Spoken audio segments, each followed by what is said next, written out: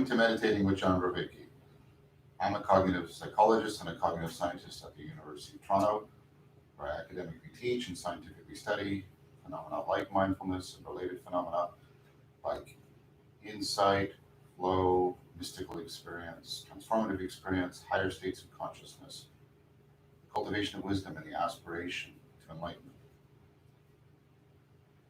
If you're joining us for the first time, welcome. But you should know that we have finished the introductory course and we are moving into advanced techniques every alternative Monday. The introductory course teaches what I've been practicing myself for over 29 years and teaching for close to 20 years, an integration of Vipassana and Metta. This part of the course is going to start bringing in something that I've also been teaching for 20 years and practicing for over 29 years, and that's elements drawn from Tai Chi Chuan and Qigong. For the Vipassana and the Metta, please go to the links in the description and you can find the previous lessons. I recommend trying to do a lesson on Saturday or Sunday, practice it for a week and catch up that way, and that way you can keep practicing with us. Please like this video screen to increase its visibility on YouTube so I can help as many people as possible. We sit every day. Well, today we're going to be doing some standing, but we practice every day, perhaps is better now, Monday through Fridays from 9:30 to 10, sometimes a little bit beyond 10, especially on the Dharma days. There's a Q&A at the end of every session. Please limit the questions for those that Q&A to concerning the ecology of practices in the course that I've taught you so far and I'm teaching you. For more broad, ranging, expansive, or deeper questions, please come to the monthly stream live Q&A on YouTube. It's every third Friday of the month at 3 p.m. Eastern Time, and that'll be June 19th of this month. All right, so I think that's everything we need to begin. So let's start. As I mentioned, we're now going to be drawing, although we did with the Vipassana and the Metta and the Prajna, we did draw upon some Taoist principles. We are going to shifting the emphasis a little bit more towards that end of things. And just to explain a couple of basic ideas, they will be refined as we go on. Taoism has this idea of sort of a yang principle to things. Yang is when things are expanding, brightening up, opening up. And yin is when things are contracting, getting cooler, getting darker. So yin emphasizes groundedness, and yang emphasizes growth. Okay, and then the idea is there is a constant movement between them. They interpenetrate and interafford, and then when that interpenetration and interaffordance is operating, and this is very similar to Prajna, you get that realization through yin and yang, like the two visual fields of Tao, the underlying principle, the oneness that makes the flow and the relationship between yin and yang possible. Now, in the practices I'm going to teach you, we're going to learn to try and embody this. And this often involves two contrasts. Contrast between motion, which is yang, and rest or stillness, which is yin, and also opening, which is yang, and closing, which is yin. Because the first thing we're going to do is we're going to do a Jong practice. This is a standing meditative practice. For all these practices, I'll just show you the basics. I also want to let everybody know that I'm going to be doing this teaching session. I'm going to teach this 3 times this week, Monday, Wednesday, and Friday, so that you'll get a lot of repetition. It'll also be filmed, so you can go back and check it. Because physical things are a little bit trickier. Okay, so let's first learn the basic standing. And at times I'm going to turn side on so you can see what I'm doing. But I want my feet about shoulder width apart, maybe a little bit wider. I'm going to stand side on because I want to show you something. And what I'm going to do, right, is I'm going to put my arms out like this and then open them. And then it's about as if I was going to sit down. See, I'm bending my knees and tucking my coccyx in so I can sit down. And then I open my arms a little bit wider than my shoulders, and then I let my hands fall down. So the palms are facing backwards. There's little spaces under my armpit. This is called holding your eggs, as if there was an egg there, cradle. You don't want to crush it. You don't want to drop it. So this is called standing in Wu Ji. This is a posture that basically unlocks all of your joints And so it turns sort of habitual frozen joints into active, engaged muscle. Okay? So we're doing that. And we're going to try, in all of these practices, right, do the baby breathing, do the Vipassana breath. Eventually, you can probably work your way up to doing a kind of prajna breath. And you'll see how that comes. Okay. So now we're going to do this. I'm going to stand a little bit wider. Okay. I'm in Wu Ji, this sort of readiness, an emptiness that's also a readiness. See, right from the beginning, the yin and the yang, I'm standing still, but this is highly yang because it's highly active. I'm getting very ready, and notice what I'm doing here. This is rooting, right? I'm getting sensitive and stable at the same time. Okay, now I'm going to bring my hands up in front, and my hands are slightly lower than my collarbone. They're about a hand width between them, and my elbows are lower than my wrists. This is called embracing the tree.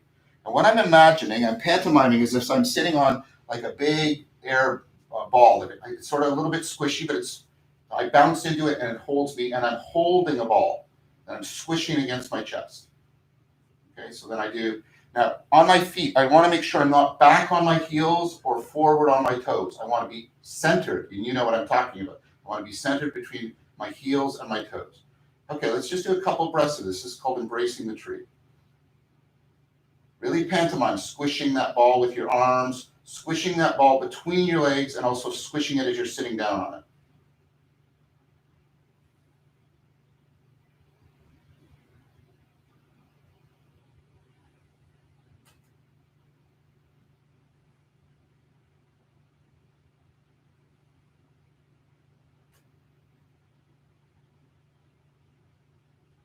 Okay, so now what you want to do is you want to bring your hands like this, that same feeling, it's called pung, that feeling of sort of like almost like you're not rigid, but you're not limp, right? And as I inhale, I let my hands open, and then as I exhale, it's like I'm pushing on another squishy ball.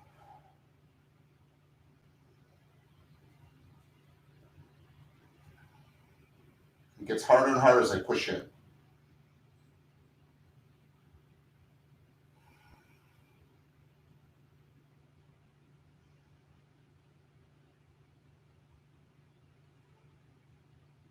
Now, I inhale, and then as I exhale, I bring my hands to my stomach, okay?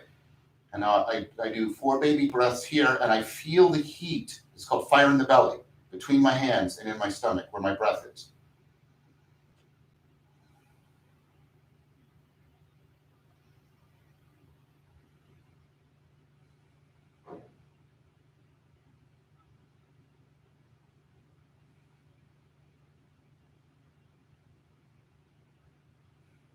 Okay, I'll turn sideways so you can see something.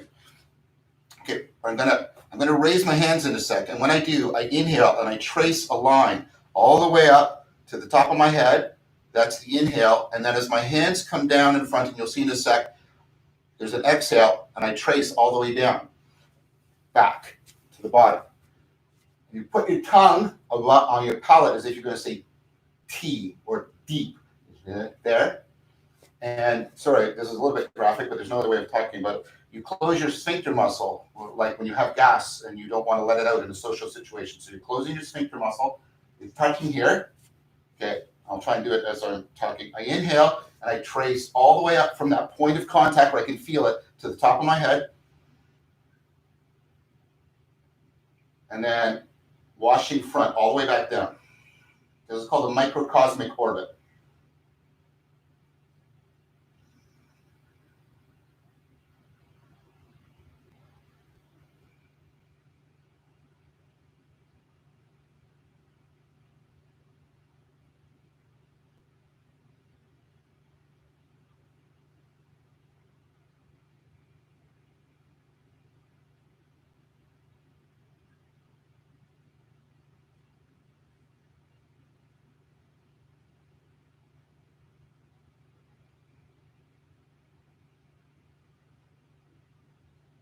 Back into Wuji. Okay, now lift your hands up above your head and lift your head up a little bit as if you're looking out into a bright horizon.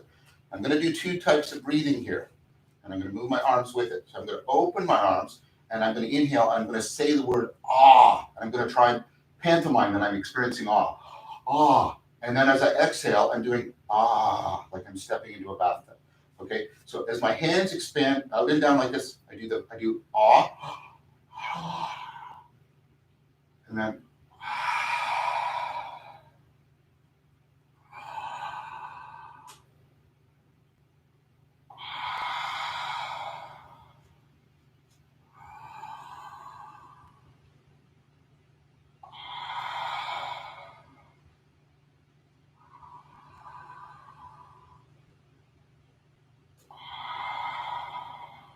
I bring my hands in front. Same thing. Now I'm trying to feel like, now how I'm expanding, like almost in metta. My mind is opening, like yang, and then it's grounding, yin.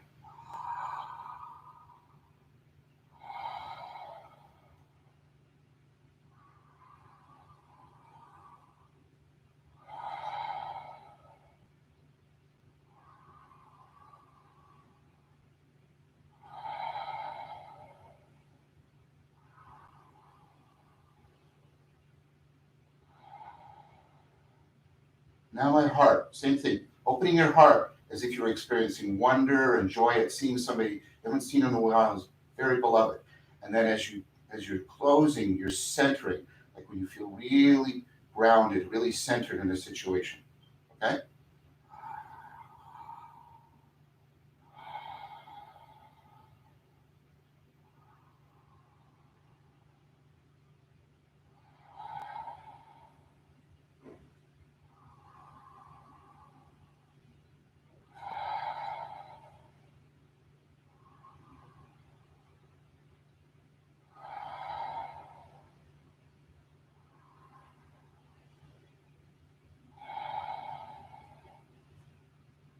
Now at your dantian.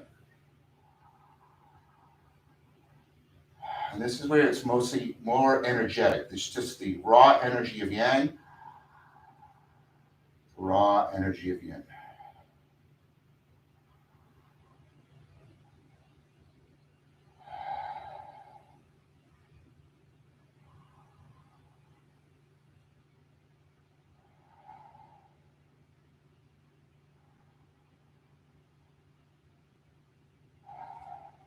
Okay, so this is now going to be the trickiest one of all. This is called wheeling the silk. That's what we're going to end with.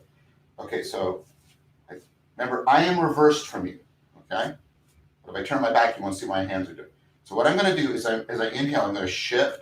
I'm not turning my head and my shoulders. You see this?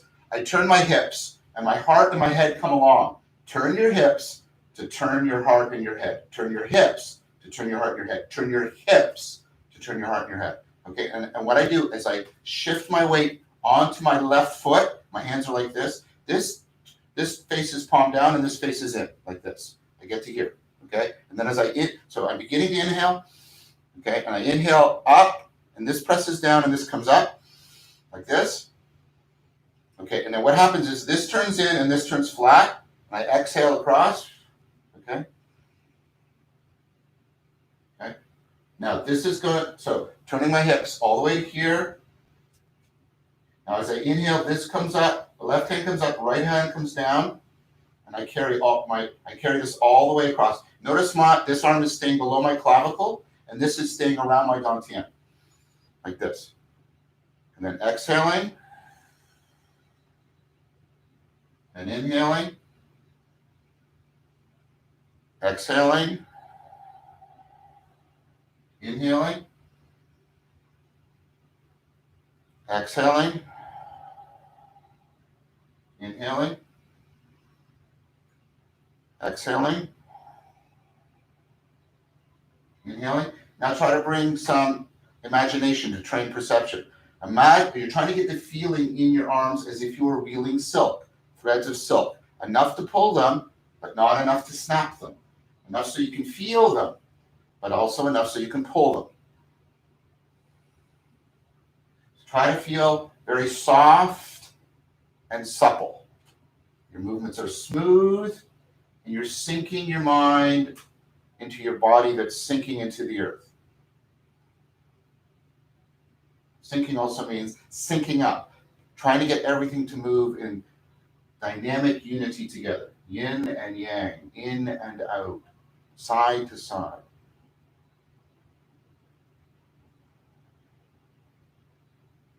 Okay, then bring your hands up, return to Wuji. Okay, then we do a closing exercise. We inhale, and as we do, we wash a wave of relaxation down the front of our face, front of our chest, front of our abdomen, front of our legs, 3 feet into the earth. And we inhale, scooping up again. This is called bringing down the heavens. Exhale, back of the head, back of the neck, back of the body, back of the legs, sinking 3 feet into the earth. Inhale. Now through the core of the skull, core of the throat, core of the chest, core of the abdomen, core of the legs, 3 feet into the earth. And then one more time. All three at once, front, back, and core. Back into Wuji. Okay, let's sit down. Jason's going to adjust the camera slightly, and we can go into our sit practice.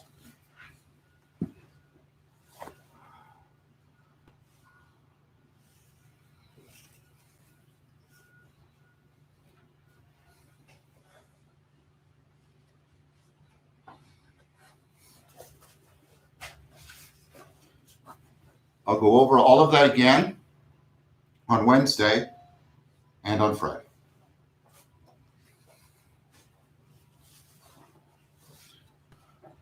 All right, so let's get yourself ready for your sit.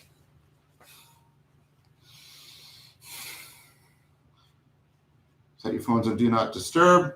We'll begin when I say begin. We're only sitting for 10 minutes today so that we have time for some questions. Begin.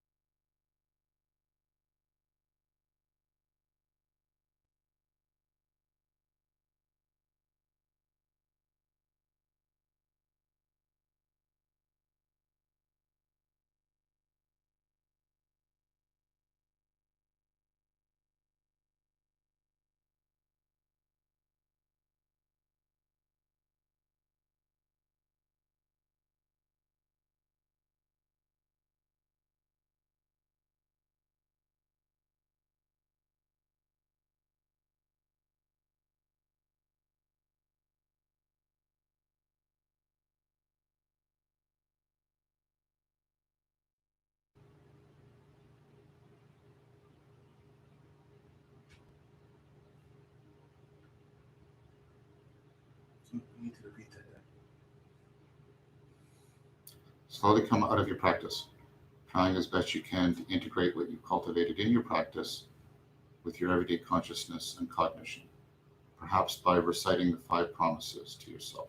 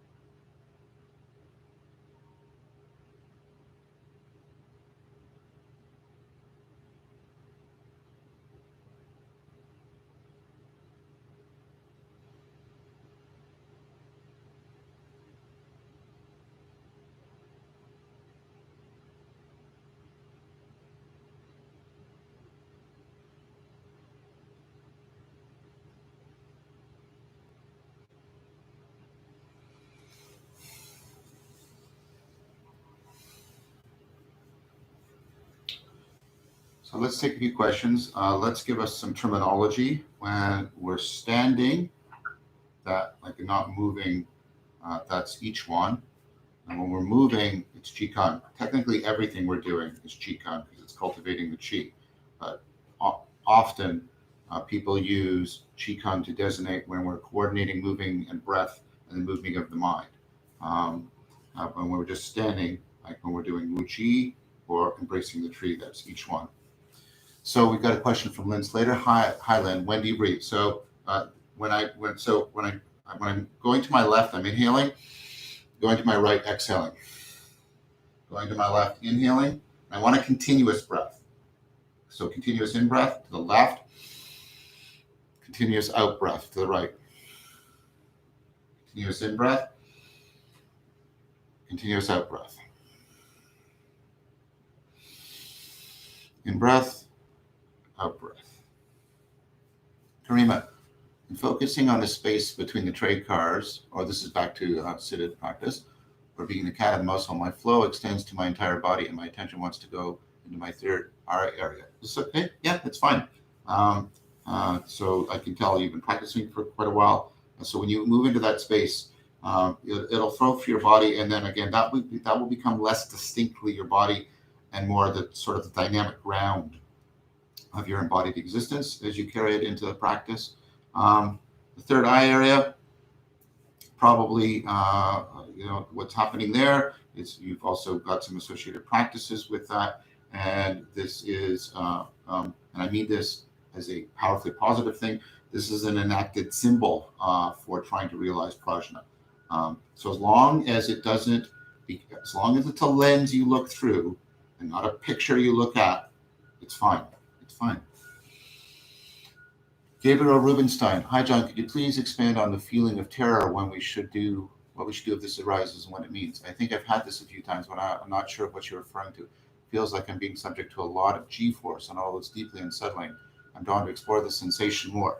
Will this do any harm? So if there's something in you that is drawn to exploring the sensation, then explore it, but explore it very gently.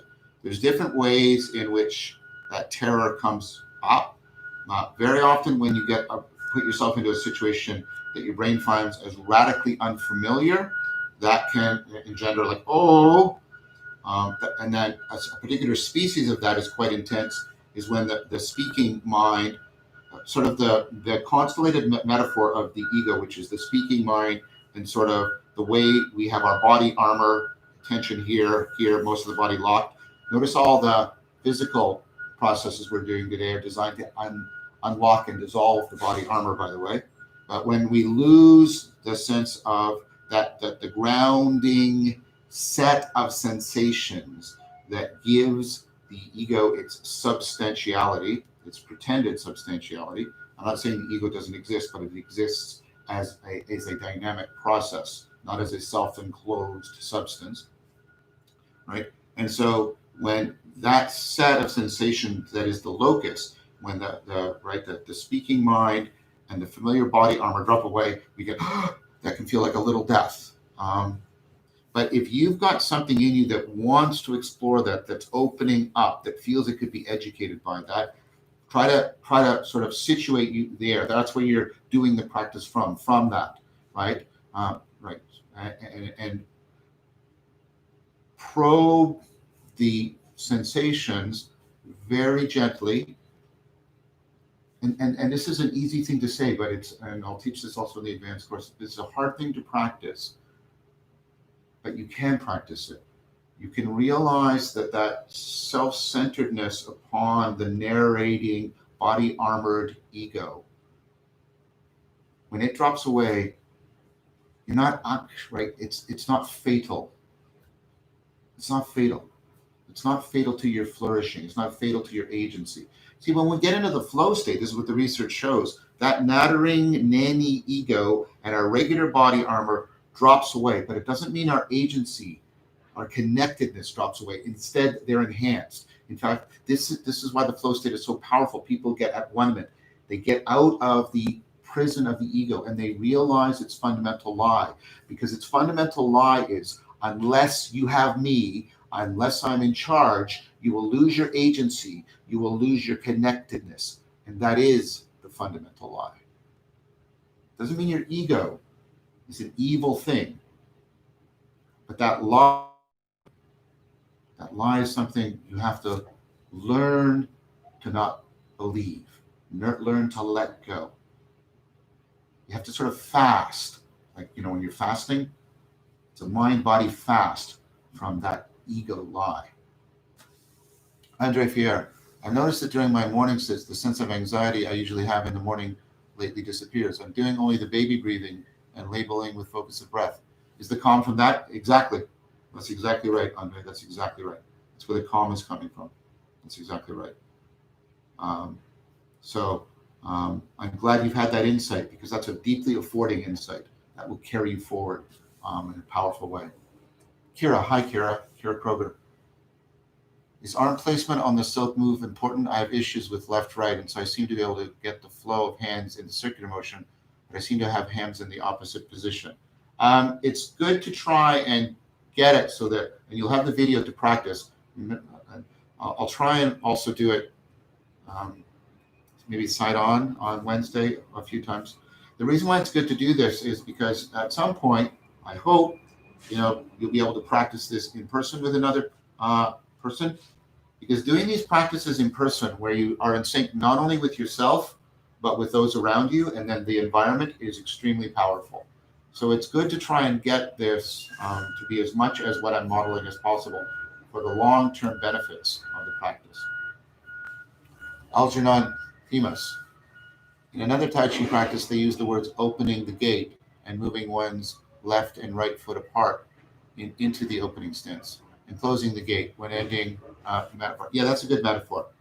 That's a good metaphor. That's not part of the tradition I was brought up, but I understand what you're talking about. When I start to show you a bit of the walking meditation and a little bit of the Tai Chi, you'll get a lot of that there. Okay, so it's been a long session today. I thank you for your patience. Please remember that this will be available to you, right? It's recorded. Consult it. So this is different, right? I had to sort of rush a bit, but the video will be there, and I will do this again on Wednesday, again on Friday, and then you'll have a set of, and then you'll have, of course, an entire week, because then when we come back on the next Dharma Day, I'm going to build on it. Okay. So thank you all for joining, and thank you for this wonderful Sangha that is so nurturing and nourishing to me. Thank to my dear friend and Technomay Jamar, my beloved son Jason, who is literally behind the scenes, making the camera move for us. I appreciate that greatly.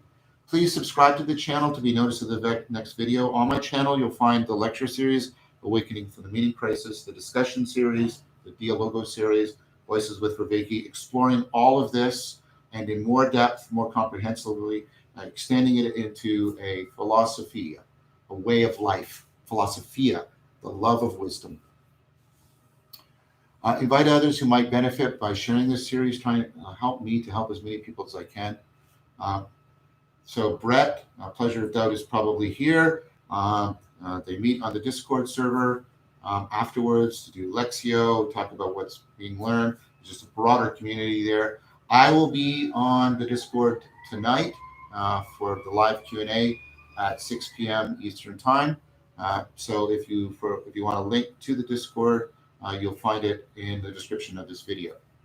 Reminder that we do this every weekday morning at 9:30 Eastern Time. So this now becomes especially pertinent, right? Continuity of practice. Practice what I taught you new today a couple times if you can. Continuity of practice is more important than quantity of practice. There's no enemy worse than your own mind and body. There's no friend, no ally, no true companion on the path as great as your own mind and body. Be lamps unto yourself. See you tomorrow, everyone. Continue your practice. Take good care.